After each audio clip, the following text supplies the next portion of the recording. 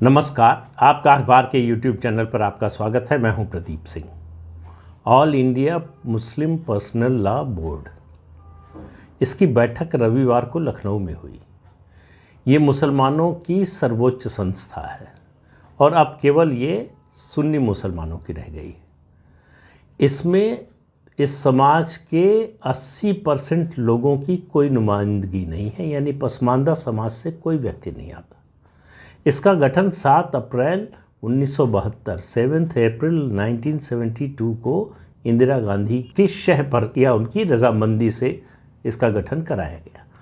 इसका एकमात्र मकसद था मुस्लिम तुष्टीकरण, कि मुसलमानों को उनके जो मामले हैं उनका तय करने का अधिकार दिया जाए और एक ऐसी संस्था बने जो सरकार से सीधे बात करे और मुसलमानों का थोक वोट दिलाए कांग्रेस पार्टी को। इसके अलावा इसका कोई बड़ा मकसद नहीं था और उस मकसद में ये संस्था जो है बनने के बाद से लगातार कामयाब रही है, जब तक कांग्रेस के साथ मुसलमान रहा है। अब ये संस्था खासतौर से जब राम जन्मभूमि का आंदोलन शुरू हुआ, सबसे सक्रिय संस्था ये थी जो आंदोलन के विरोध में खड़ी थी। जितने भी मामले आपको मिलेंगे जो सांप्रदायिक हैं, जो सांप्रदायिकता को भड़का सकते हैं, उस सब में मुस्लिम पर्सनल लॉ बोर्ड का आपको किरदार मिलेगा। और ये संस्था एक बार फिर से इसको लग रहा है कि इसके सामने लड़ाई का अवसर आ गया है, लड़ने के लिए तैयार है।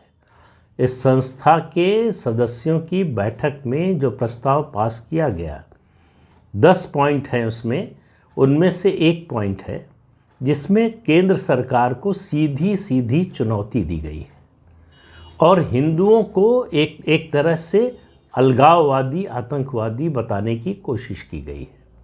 क्या कहा गया है प्रस्ताव में?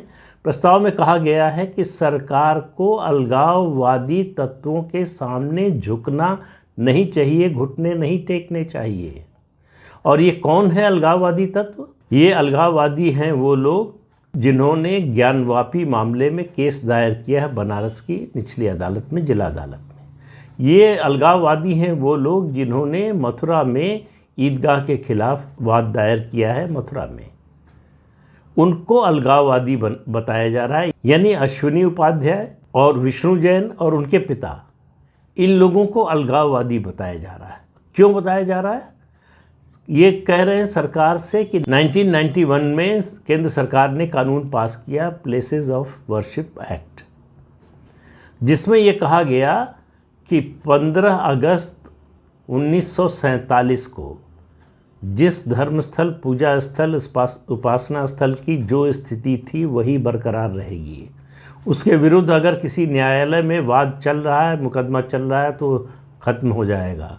कोई विवाद, नया विवाद या कोई नया वाद दायर नहीं किया जा सकता।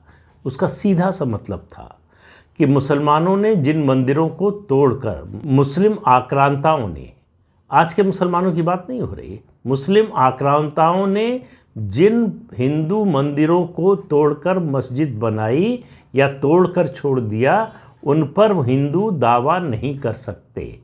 केवल अपवाद रखा गया राम जन्मभूमि को। उसमें जो है अपवाद के रूप में काशी विश्वनाथ और मथुरा में कृष्ण जन्मभूमि को नहीं रखा गया। तो कह दिया गया हिंदुओं से कि तुमको अदालत जाने का भी अधिकार नहीं है और जो 1947 में स्थिति थी वही बहाल रहेगी।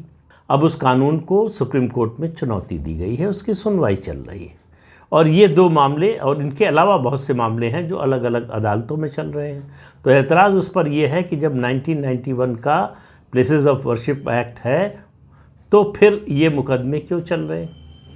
तो ज्ञानवापी के मामले में सुप्रीम कोर्ट की एक बेंच ने, जिसकी अध्यक्षता उस समय जस्टिस DY चंद्रचूड़ कर रहे थे, जो अब चीफ जस्टिस ऑफ इंडिया हैं, उन्होंने कहा जो 1991 का एक्ट है वो किसी धर्म स्थल की पहचान स्थापित करने से नहीं रोकता है। तो ज्ञानवापी में शिव मंदिर को तोड़कर मस्जिद बनाई गई या नहीं, ये जानने से, इस बात की तस्दीक करने से ये कानून नहीं रोकता।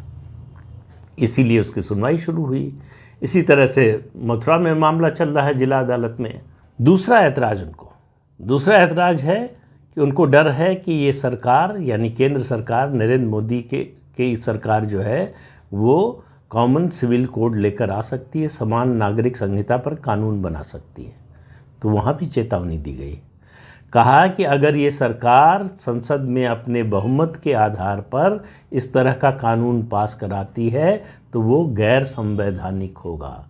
अब इनको अनपढ़ लोगों को कौन बताए कि संविधान के डायरेक्टिव प्रिंसिपल्स में कॉमन सिविल कोड का जिक्र है और कहा गया है कि उचित समय पर इस पर कानून बनना चाहिए। सुप्रीम कोर्ट की 2 पीठ अलग अलग समय पर कह चुकी हैं कि केंद्र सरकार को समान नागरिक संहिता कानून बनाने पर विचार करना चाहिए।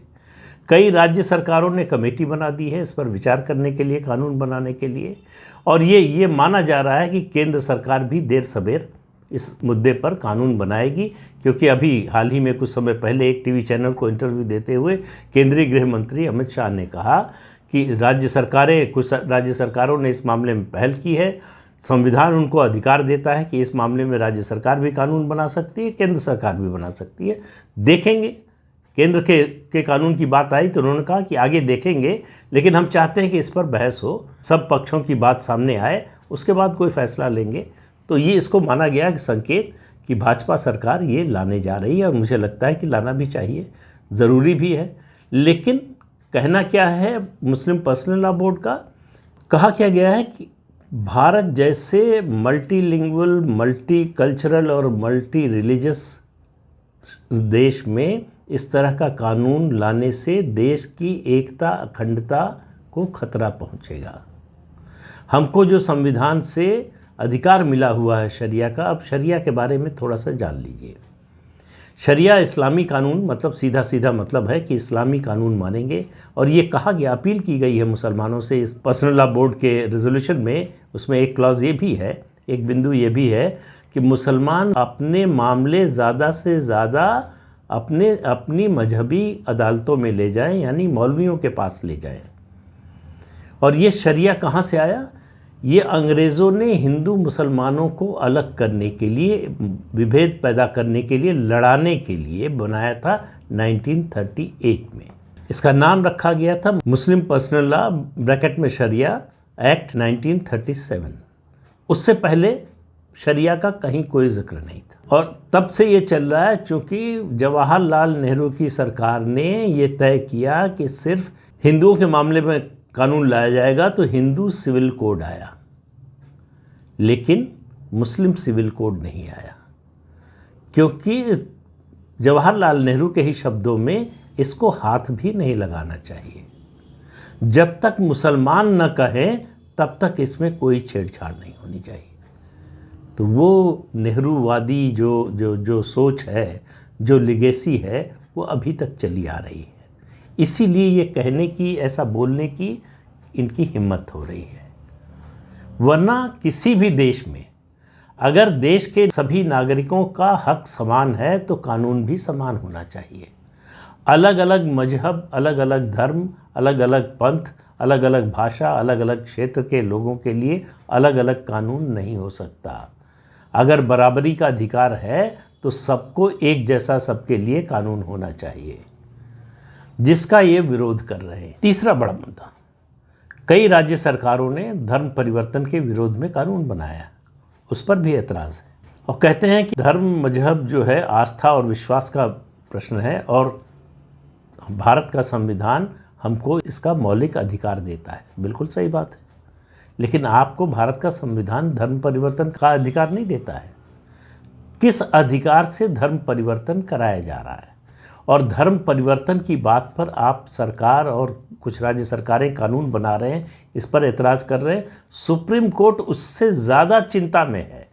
सुप्रीम कोर्ट 2 बार कह चुका है केंद्र सरकार से, एफिडेविट्स केंद्र सरकार का मांग चुका है कि ये मुद्दा धर्म परिवर्तन का बहुत ही गंभीर है, ये देश की एकता और अखंडता के लिए खतरा है, इस पर गंभीरता से विचार करना चाहिए केंद्र सरकार को। कोई कदम उठाने का सीधा सा मतलब है, संकेत है कि केंद्र सरकार को इस बारे में कानून बनाने पर विचार करना चाहिए। लेकिन मुस्लिम पर्सनल लॉ बोर्ड संविधान से ऊपर है, सुप्रीम कोर्ट से ऊपर है, और सरकार से ऊपर तो अपने को मानते ही है। तो वो कहते हैं कि ये बहुत गलत हो रहा है, ये संविधान के विरुद्ध है, ऐसा नहीं होना चाहिए। और राहुल गांधी की ही तरह मुस्लिम पर्सनल लॉ बोर्ड को भी लगता है कि देश में नफ़रत का जहर घोला जा रहा है। लेकिन ये कर कौन रहा है? किसकी ओर इशारा कर रहे हैं? कौन नफ़रत का जहर घोल रहा है? कौन अलगाववाद की बात कर रहा है? कौन आतंकवादी गतिविधियों में लगा है? कौन ये पृथकतावादी बातें करता है? किसने इस देश का बंटवारा मजहब के आधार पर, धर्म के आधार पर करवाया? कौन लोग थे वो? इसका जवाब भी all India Muslim personal law board को देना चाहिए। समय आ गया है कि all India Muslim personal law board जैसी संस्थाओं को बंद कर दिया जाए। इन्होंने समाज को तोड़ने, समाज में विषमता, समाज में विष पैदा करने के अलावा और कुछ नहीं किया है। ये जो मुस्लिम तुष्टीकरण की राजनीति चली आ रही थी आज़ादी के बाद से, उसको ख़त्म करने का समय है।